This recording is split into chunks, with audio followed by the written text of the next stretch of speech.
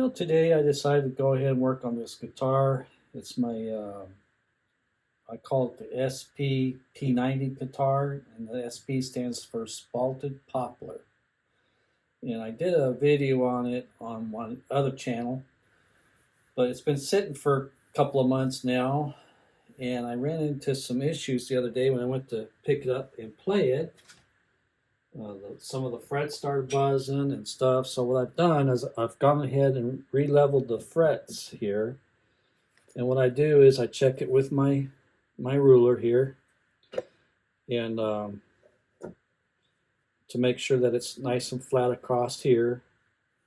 And then I use this right here.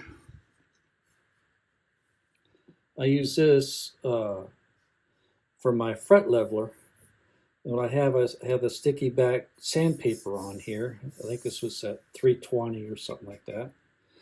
And it's an old level that I had from back when I used to do custom work on homes and stuff. But anyway, found out it works out really good to level frets. And what I do is I mark all my frets with a marker. Mark them off, then you sand this off, and then you look and see how much of marker is left on there. If you got any markers showing, it means you're not level. So you just keep sanding till you're level. And so now what I'm doing is recrowning them. And this is what I use to recrown my frets. I've had this for a long time. And it has 3 different files that you can put on here. This is for the medium jumbo, that's what these are. And I have one that's for the real small frets, and I have one for the jumbo frets. And this one here, I probably use it 90% of the time because most guitars are this size right here. And so after you level your frets, what it does, it flattens the tops out. So now you want to recrown those. I already did all the rest of them, but I just want to show you how I do it here. And I just take that file and I file that off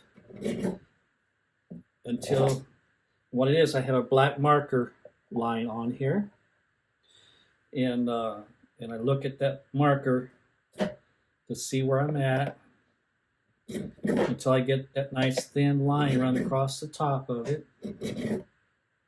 And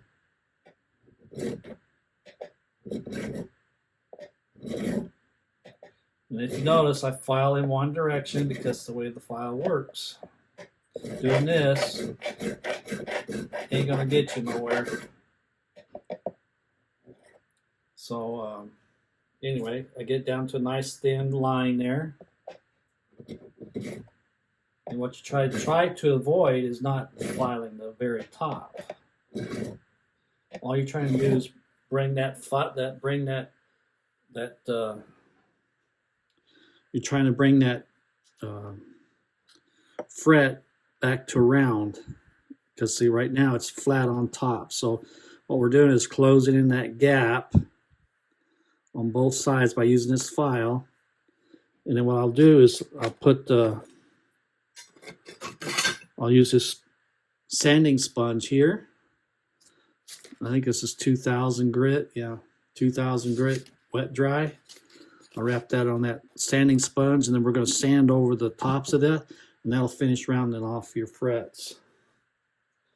And then after that, then it's on to polishing them.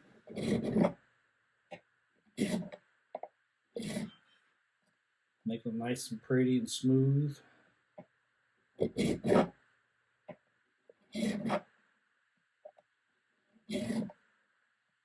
As you can see, it takes a little bit of time. Oh yeah, I decided to work on this today because we have another storm that's coming through today. Actually, it's been here all night. Lots of lightning, lots of thunder, lots of wind. So I don't work out in the shop when we have these conditions going on. Just out here in this where I'm at, it's just too dangerous to be out in an all metal building. And of course, I shut my computers off when it's violent like this, because you never know where lightning's going to hit. I hope you all had a good Memorial weekend. We sure did. We had family come in, and I wound up selling 3 of my guitars over the weekend. 3 of my custom-made guitars, which that kind of tickles me. Trying to get rid of some of my, not get rid, but you know, I'm trying to lighten my load here, so to speak. I had a lot of guitars, and I've sold off, either sold off or given away a lot of guitars this past year. Just trying to get my the amount of guitars I have down to a reasonable amount. I think I got what, 1, 2, 3, 4, 5, 6, 7, 8, 9, 10, 11, 12. I still probably have about 15 guitars left.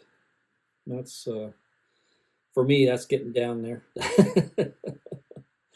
Anyway, so there we have it. I have recrowned all the frets, and trying to keep the strings out of the way.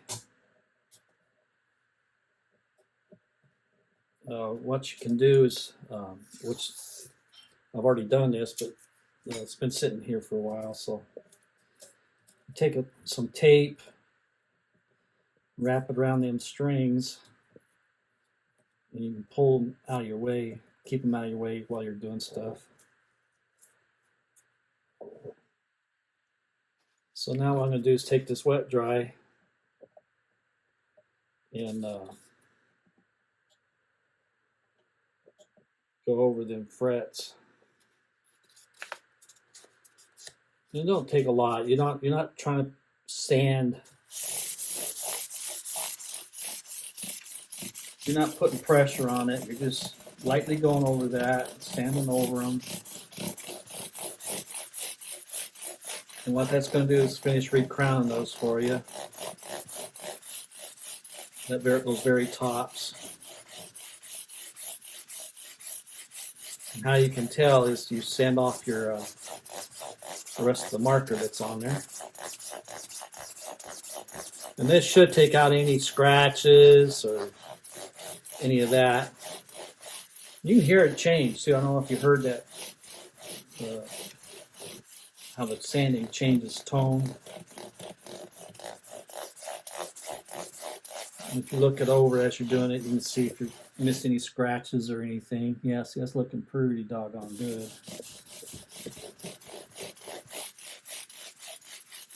It only takes a minute or two.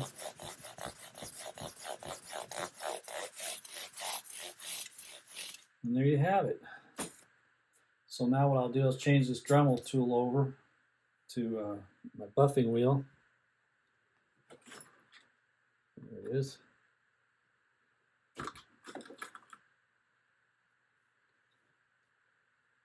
And I use McGuire's Scratch X to do this stuff. Works out just fine.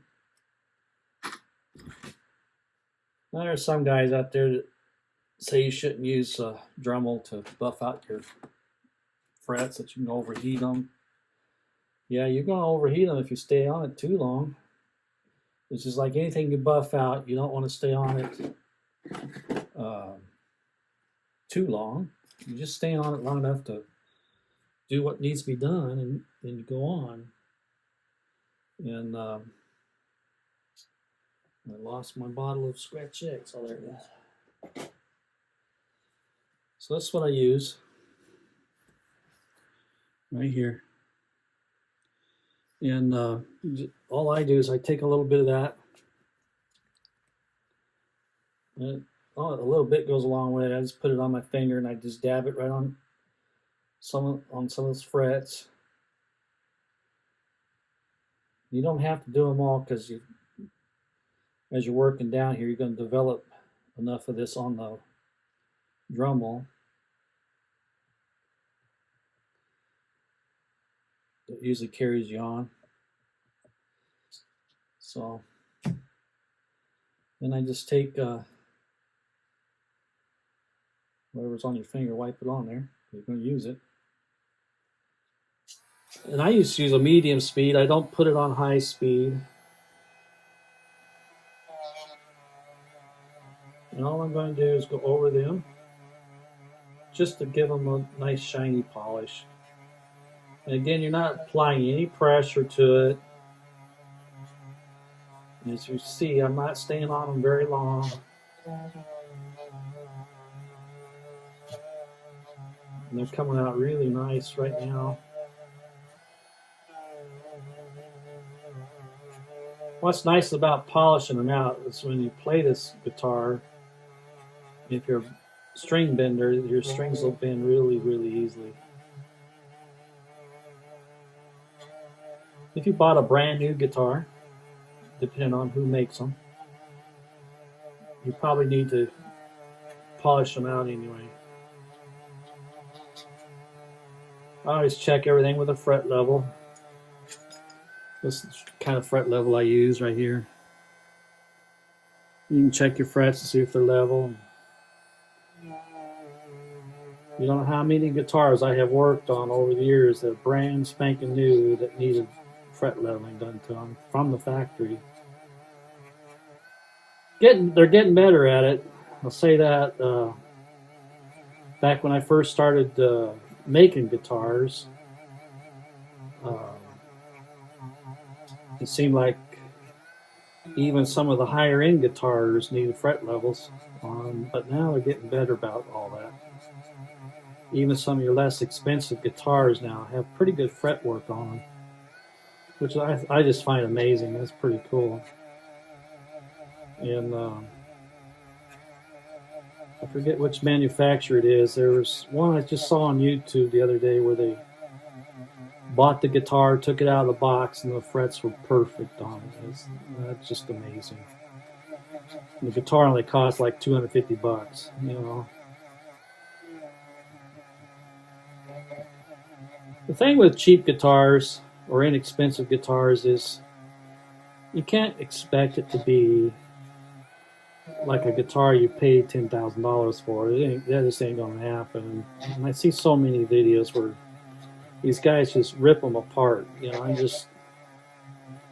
know, what do you expect out of a cheap guitar? You know, it's just the way it is. Always has been, always will be. I've been working on guitars a lot longer than I've been building them. And I had a little trouble spot on that one. But and I've seen them change over the years. Like I said, here recently, these guitars around that $250, $300 range have really come up in the world. They're playable. They're, like I said, the frets are pretty well done. Even the fret ends don't have any fret sprout on them. That's a pretty neat deal. Several years ago, I bought a cheap guitar for $150. I was going to build a kit guitar until I found this one online. It was an alder body with dual maple bindings on it, maple on maple neck, two-way truss rod. And I figure, well, shoot, the wood alone that the guitar was made out of was worth $150. So I bought it, and I was amazed. The fretwork was superb on it. I didn't have to do nothing to that neck on that guitar. And so all I ended up doing on that guitar was I changed out the tuners and put in some nice pickups. I put in the Fender. I put in the Fender Twisted Telly pickups, custom shop in it. And man, that guitar will just sing, man. And I'll compare that with any telly out there. It's a nice telly. And it will. Oh yeah, the paint on it's lacquer. It's not polyurethane. And so for 150 bucks, you can't buy a kit guitar for that. Well, I guess you could, but not finished. Not finished in lacquer and everything else. And like I said, I didn't have to do anything to the neck. All I had to do with that was after I put the new pickups in it, is just adjust the action on it. And after I did that, set the intonation on it. And presto changeo, it was ready to be played. So anyway, now all I'm doing is going back over that and getting all that polish off the fretboard.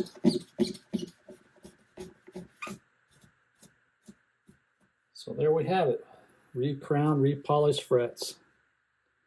And I don't know if you can see it on camera or not. Yeah, here we go. There we go. I put tape over these just to keep any metal shavings off the pickups. This has a set of P90s in it that I bought off of Amazon. And I was buying custom-made pickups from somebody. And the last set I bought off of him, I just don't like them. And they're P90s, and I don't know. They're supposed to be custom made and all that, and I paid a lot of money for them. I'm very disappointed in the way they sound. So I'm probably going to go back on Amazon and buy these inexpensive ones. These are P90 in the humbucker configuration, you know, as far as how they fit the guitar. So you don't have to do any rerouting. And I'm going to say I gave 80 bucks for the pair, something like that. And they're not a name brand, because I couldn't afford the Seymour Duncan. Seymour Duncan P90s are like 200 bucks or more, and I just can't afford that. So I got these not knowing how they're going to sound and all that. I put them in here and I just love them. They're just great. They sound like P90s should sound. And they're wax potted. They have the braided wire, exterior wire. The ground wire is braided around it, shielding wire. And they just turned out to be really great pickups. And I don't have no complaints about them whatsoever. They sound good. They really do sound good. And nice clarity to them. Each individual note sounds nice and clear. That's another thing about pickups is when you play each note, do you have drop off? If you do, that means that pull, if it's magnet pull, something wrong with it. And I have a set of custom-made pickups I had made by this guy. Been in the other guitar for a long time, and I went to pick it up just the other day, and for whatever reasons, some of the notes are nice and clear, and some of them are almost dead. And I just put a brand new set of strings on it, and it was doing that with the old set of strings. And I thought, well, maybe it's the old strings. And put a new set of strings on it, and it's didn't improve it at all. So I pulled those out, wound up putting in a Seymour Duncan Mayhem in the bridge. In the bridge, and a P90 rail in the neck. And that guitar, that's one of the guitars I sold, and that guitar just screams. It's just like I couldn't believe the difference. So I'm done with getting custom-made pickups. I'm never going to order another set. If I can't get Seymour Duncans or find another set like these that are good on their own, then I just won't do them. And I've installed DiMaggio's, and they're okay too. I like them. And I've installed active pickups too. That's okay, I guess. But I get tired of changing batteries. So what I'm doing now is I'm untaping my holdbacks here, trying to, and retighten the strings on it and see what I've got. I like to use, I was using 11s on my guitars, and I've just recently started going back down to 10s, and I don't play out at all anymore. I just play here at the house, and pretty much retired from everything now. Some of you out there still like to play 9s. That's okay. You can play whatever you want. I like the feel of 10s and 11s in my fingers. I like I guess if you want to call it spring response. I don't do it because of sound or tone or what you want to call that. I do it for the feel of the string under my finger. And you get down to 9s or less, I just feel like you're playing, for me, it's like playing hair. But anyway, there we go with that. I like to use a little winder. This guitar has locking tuners on it. Makes it really nice. Now, a word about intonation. You know, I see a lot of people online here late. They use their phones to intonate their guitars with, or they use clip-ons to intonate their guitars with. But I recommend a tuner kind of like this. One that you have to plug in. My reasons for that, and I proved this to the guy that was buying my guitars. We intonated a guitar with the clip on, and it intonated, said it was intonated and everything. Then I plugged this in, and it was 10 cents off when you do the high note. And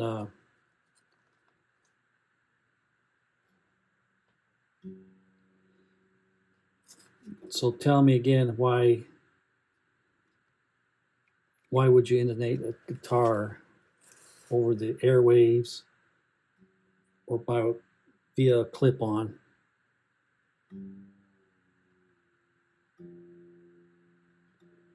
I can't see that because my light is like blanky. Let's see if I can get this over here so I can see what's going on. There we go. Oh yeah, here's another thing. There's a lot of you do the harmonic to see if it's intonated. You don't have to. You can if you want to, if it makes you feel better. But if it's open, it's tuned, and when you press on that 12th fret and it falls in tune, guess what? You're in tune. So doing that harmonic, it's just an added thing. Makes no difference. And so far they're right. So far everything's right where it's supposed to be. Actually, it's pretty close.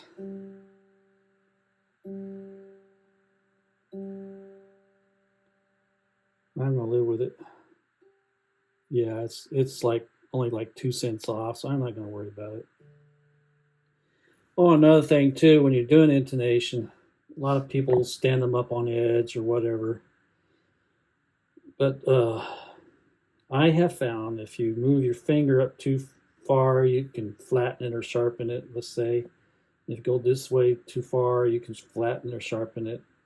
So you got to get into the practice of knowing where to push on your string because you can actually move that intonation by rolling your finger. See, I just did that, and it brings the needle back down on me. If I go the other way, then it sharpens it. So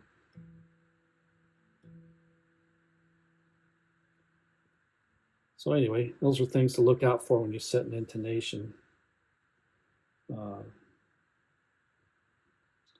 Anyway, let's see what we got here.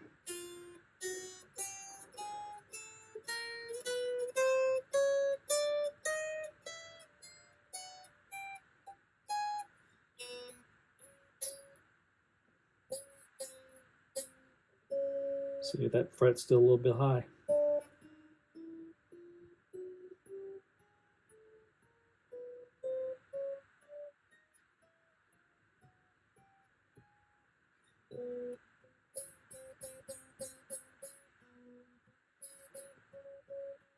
So all I can do is take my other little flat file and file that off a little bit there. It's just in that one spot, see?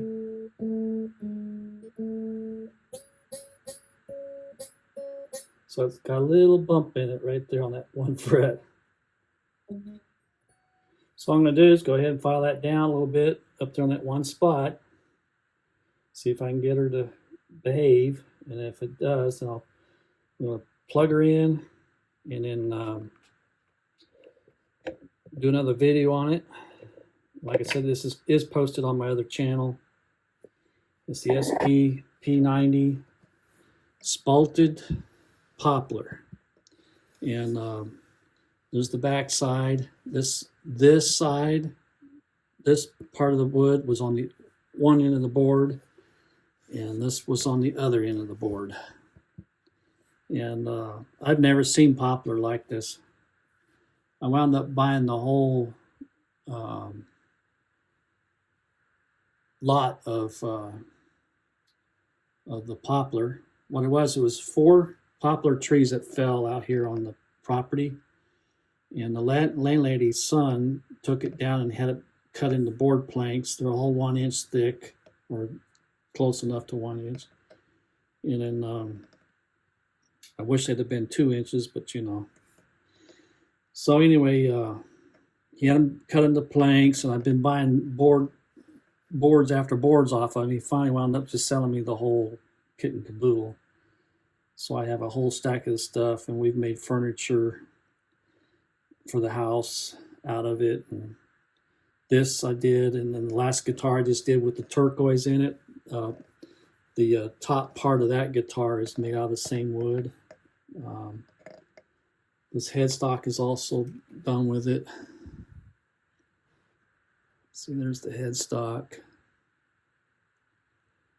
And this guitar has also been finished in Minwax tung oil finish. That's my go-to finish. As you can see, it comes out pretty nice. But anyway, I'm going to go ahead and fix that fret, and then we're going to do a sound check. So I could raise that bridge up, I think. I'm going to check that gap right here. I think I might have my action down a little bit too low. I don't think it is, but I'm going to check it. All right, I'll bring it all back in later on. Bye now.